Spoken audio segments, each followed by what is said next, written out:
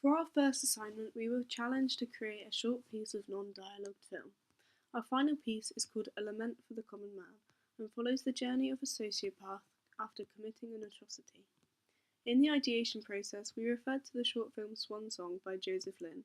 Much of the tone has been influenced by Lin's piece, which manages to create an uneasy and discomforting tension while still containing subtle biblical themes.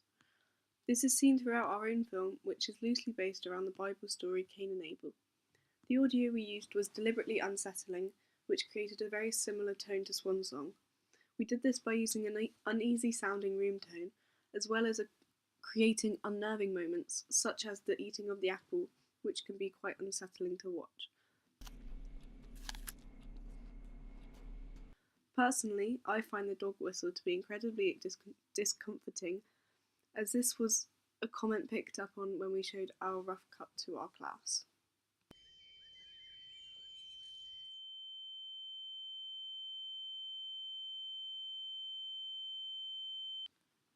The colour red was imperative for us to show the progression throughout A Lament for the Common Man.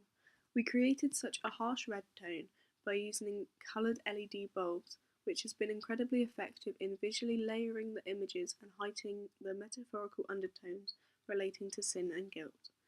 A film that we used for reference was The Shining, which is infamous in its cinematography. The scene of the lift was something that really stood out to me, and I think that the way that we've covered Cain in red has also really heightened the graphic imagery. It's also really effective in suggesting that he's drowning in his own sins and unrelenting feelings of guilt.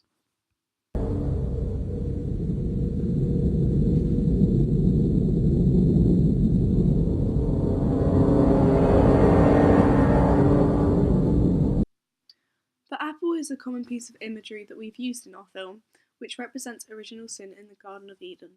The apple is a common symbol of temptation, and this is emphasised in our film due to the use of the colour red. In the garden scene, we see the protagonist eat an apple which is actually filled with blood.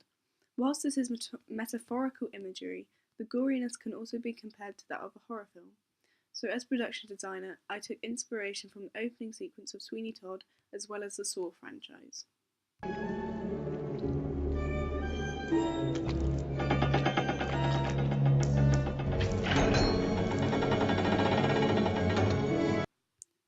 Continuing, A Lament for the Common Man also incorporates the idea of a monster, a typical convention followed in the horror genre.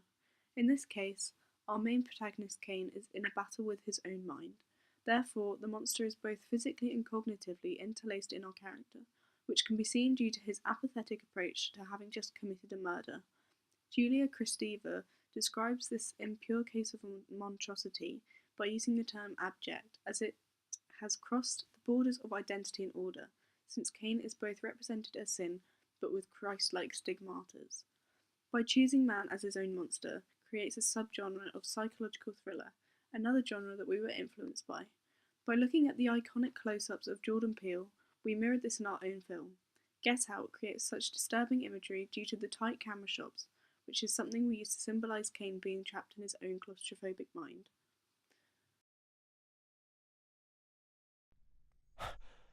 Whilst I understand our film is open to improvements, due to several shooting and scheduling issues, I'm still incredibly pleased with what we have created.